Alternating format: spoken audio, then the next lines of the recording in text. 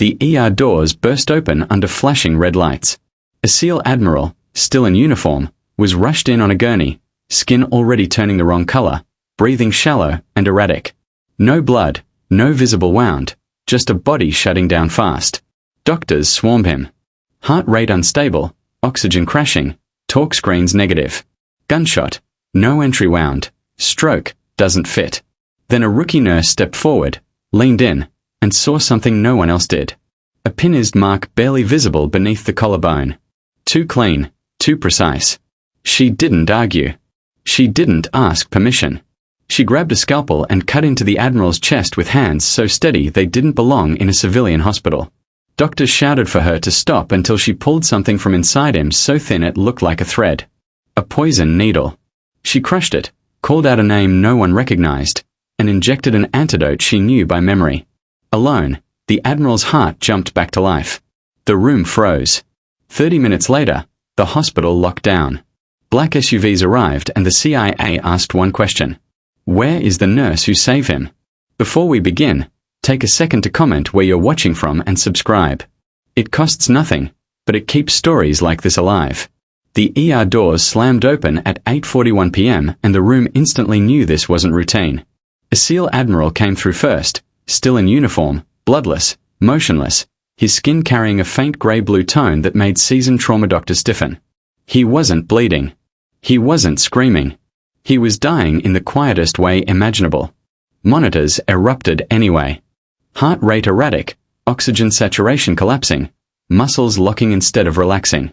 Paramedics shouted vitals that didn't line up with any normal pattern. No entry wound, no exit wound, no shrapnel, no blunt trauma, just a body shutting down faster than protocols could catch up. Doctors swarmed, 20 of them. Cardiology, neurotox, trauma. Every specialty collided in a tight circle around the gurney, voices overlapping, orders stacking, none of them fitting. He was walking 10 minutes ago, someone said.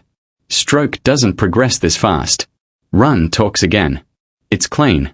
The Admiral's jaw clenched, his fingers curled inward like they were gripping something that wasn't there. His chest shuddered, not with panic, but with restraint, with training. Then his eyes snapped open. Not confused, not sedated, alert in a way civilians never are. He ripped the oxygen mask away and surged upward with strength that didn't match his vitals. A surgeon stumbled back. A tray clattered to the floor. Don't touch me. The Admiral growled, voice raw, but controlled. Not one of you. Security froze. Doctors hesitated. This wasn't fear. It was instinct. Combat memory crashing into civilian hands. Someone reached for restraints. No, the attending snapped. We do this clean. The Admiral's gaze darted to corners, doorways, ceiling panels. He wasn't fighting doctors. He was scanning for a threat that had already done its damage. And while everyone else focused on calming him, a rookie nurse at the edge of the room went very still. Her name badge read Ava. No last name anyone remembered. Night shift. Quiet. Efficient. The kind of nurse doctors forgot the moment she left the room. She wasn't looking at the Admiral's face. She was looking at his skin. The way discoloration crept against blood flow. The way muscle rigidity arrived before oxygen loss. The way his pupils reacted half a second slower than they should. It wasn't textbook. It was tactical. She stepped closer. Step back, someone said without looking at her. She didn't. The Admiral's chest spasmed. His heart rhythm spiked, then dropped. The monitor screamed. Hey, he's crashing. Ava leaned in close, past the shouting, past the chaos, until her mouth was inches from the Admiral's ear. Her voice didn't rise. It didn't shake. She whispered a short string of syllables, precise, clipped, spoken the way radio traffic is spoken when silence matters more than volume. The Admiral froze, not softened, not calmed. Completely still. His breath hitched once, his jaw trembled, and then in a voice barely holding together, he whispered back, "That code is dead." Ava didn't answer. She straightened and turned to the attending. He's been hit with a micro-projectile. The room erupted. There's no wound. Scans are clean. You're not cleared to his poisoned, Ava said. Not louder, just certain. And if you don't open him now, he'll be dead in under 3 minutes. The Admiral's heart stuttered, flat-lined. Everything moved at once. Clear. Shock. Nothing. Ava was already scrubbing in. She didn't ask permission. She didn't explain her resume. She pulled on gloves with the ease of muscle memory and took a scalpel from a stunned surgeon who hadn't realized he'd handed it over. "Where are you cutting?" someone demanded. "Where the needle is." Ava replied, "There is no needle." "There is," she said, already making the incision. Blood welled, not arterial, not surgical, but wrong, thick, dark, carrying something with it. Ava's fingers moved with precision that silenced the room. She parted tissue delicately, ignoring shouted objections, ignoring protocol, ignoring rank. Then she stopped, pinched something between her gloved fingers, and lifted it into the light. It was thinner than a thread, barely visible. A poison needle designed to dissolve, to disappear, to kill without leaving a story behind. Gasps rippled through the room. "An antidote," Ava said. "Now we don't have." "You do," she cut in. "Locked cabinet, third shelf, red cap. If it's expired, he dies." Someone ran. The Admiral's heart fluttered back to life the moment the injection went in. A beat, another, then rhythm. The room didn't cheer. It just exhaled. Ava stepped back, peeling off gloves, her hands steady despite the blood streaked across them. She didn't look at the needle again. She already knew what it meant. She knew the weapon. She knew who used it. And she knew why it had been deployed tonight. Security radios crackled. Unidentified vehicles approaching. Federal plates. Multiple units. Ava's gaze flicked briefly to the doors. Too fast. They were early. Doctors began whispering. Questions layered on top of fear. What was that? How did she know? Who is she? The Admiral's eyes found Ava's again. This time there was no confusion in them, only recognition. "They didn't mean to kill me fast," he said hoarsely. "They meant to watch." Ava nodded once. "They always do." A doctor stepped forward, voice shaking. "Nurse, Ava, who are you?" Before she could answer, the overhead lights dimmed slightly. Not power failure. Security override. An announcement echoed through the ER. "Attention. Hospital is now under federal lockdown. Please remain in your current locations." Outside, the distant thump of rotor blades began to vibrate through the walls. The Admiral closed his eyes, not in relief, but in understanding. "They're not here for me," he said. Ava didn't deny it. She turned toward the sound of the helicopter, already knowing what was coming next. And just before the trauma bay doors sealed shut, she spoke quietly, more to herself than anyone else. "They found me." The helicopter settled on the roof with a low predatory thrum that never quite stopped vibrating through the building. It wasn't a medical evac sound. Everyone in St. Arden ER knew the difference. This one didn't ask for space. It assumed it. Security door sealed. Elevators froze. Phones lost signal 1 bar at a time. Ava stood near the sink, washing blood from her hands longer than necessary. Eyes fixed on the drain as if it could pull the past out with the red around her. The room tried to return to order. Doctors reset monitors. A nurse rehung 4 fluids with hands that still trembled. Someone whispered that the Admiral's vitals were stabilizing. Someone else whispered that federal lockdowns didn't happen for routine saves. 2 men in dark suits entered the trauma bay without asking. No badges visible, no rush. The kind of calm that came from knowing every door already answered to them. One of them spoke first, voice neutral. "Who performed the incision?" Silence answered. The attendant cleared his throat. "I authorized." Ava turned. "I did." The suit's eyes shifted to her, not surprised, not impressed. "Confirming the projectile," he said. "Where is it?" Ava lifted a specimen jar from the tray. Inside, the needle lay like a splinter of intent, almost invisible unless you knew where to look. The second suit nodded once and took it without ceremony. "That device dissolves within 4 minutes," he said, almost conversational. "You removed it at 2, a doctor swallowed. "What happens at 4? "Nothing," the man replied. "Which is the point?" The Admiral stirred on the bed. His color had returned in cautious shades, breath steadier now, eyes sharp despite the drugs. He watched the exchange like a chessboard he recognized too well. "This wasn't meant to be fast," he said. "They wanted me in a hospital on cameras dead of something no one could explain." The first suit inclined his head. Correct, sir. Ava felt it settle. The second realization quieter but heavier than the first. This wasn't about killing a man. It was about discrediting information by killing the messenger slowly, publicly, and cleanly. Who fired it? The attending asked. The suits didn't answer. Instead, one turned back to Ava. How did you identify the toxin without a screen? She met his gaze. Because it wasn't chemistry, it was pattern. The man studied her face, looking for bravado, ego, anything that would make this easier to file. There was none. Just a professional answer to a professional question. The dosage curve you're expecting is wrong. Ava continued. It spikes again at 90 minutes. Secondary cascade. If you're tracking the shooter based on a standard timeline, you're already late. That did it.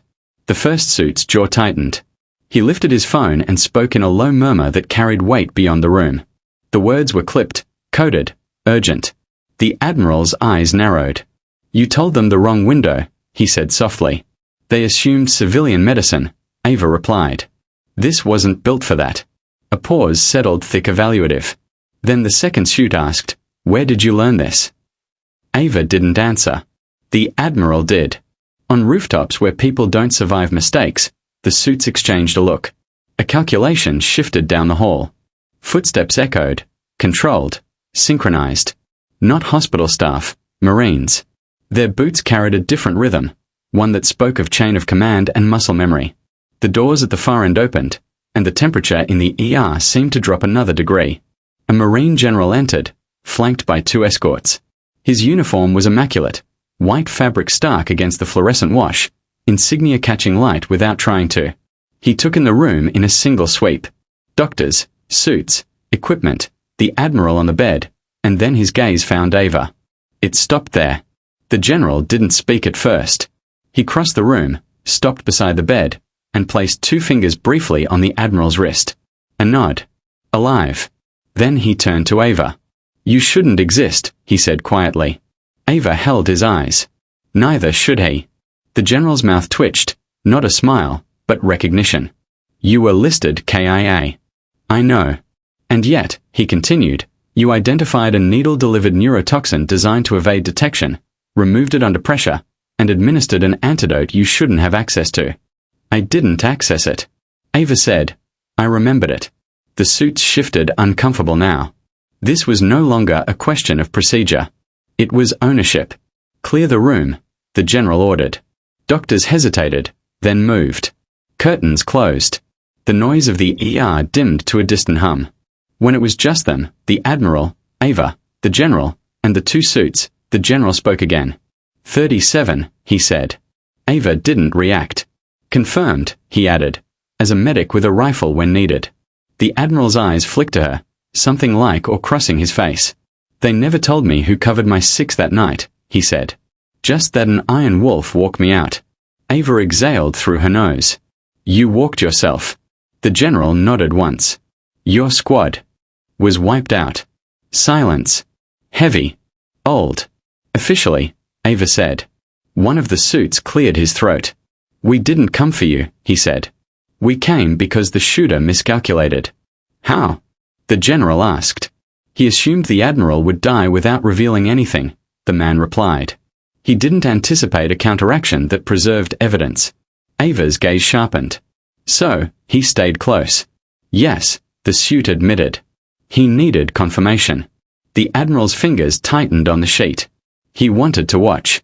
And when the needle didn't dissolve, the second suit added he knew someone with prior exposure intervened. Ava finished the thought.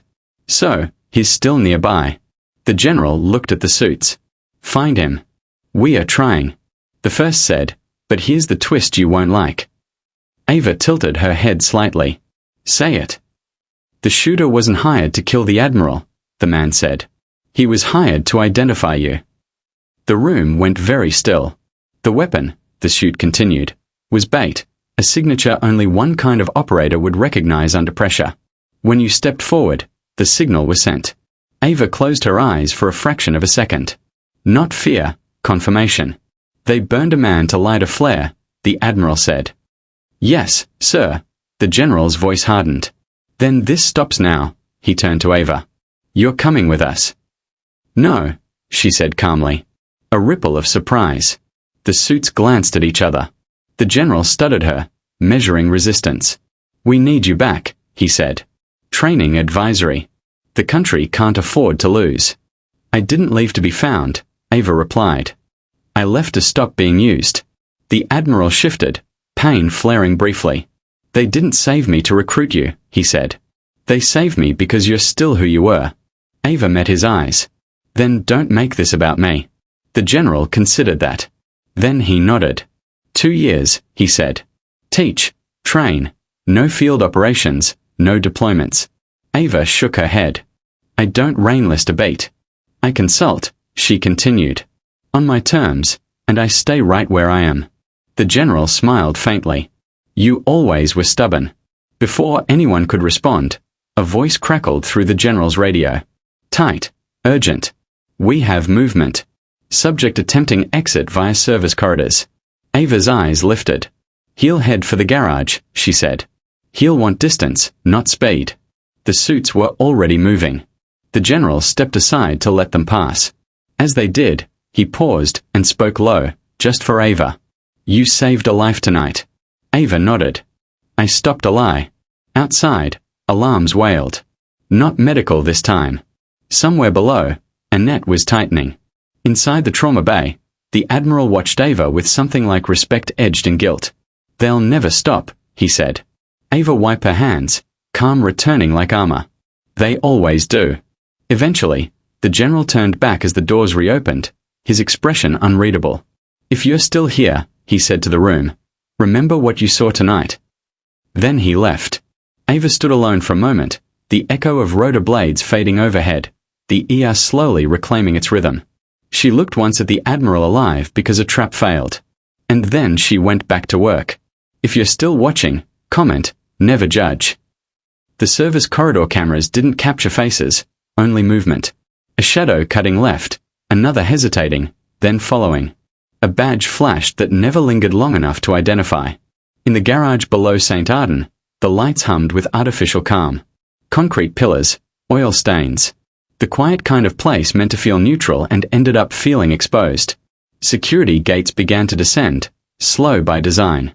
Never meant to stop someone who already planned their exit. The shooter didn't run. He walked. That was the first mistake.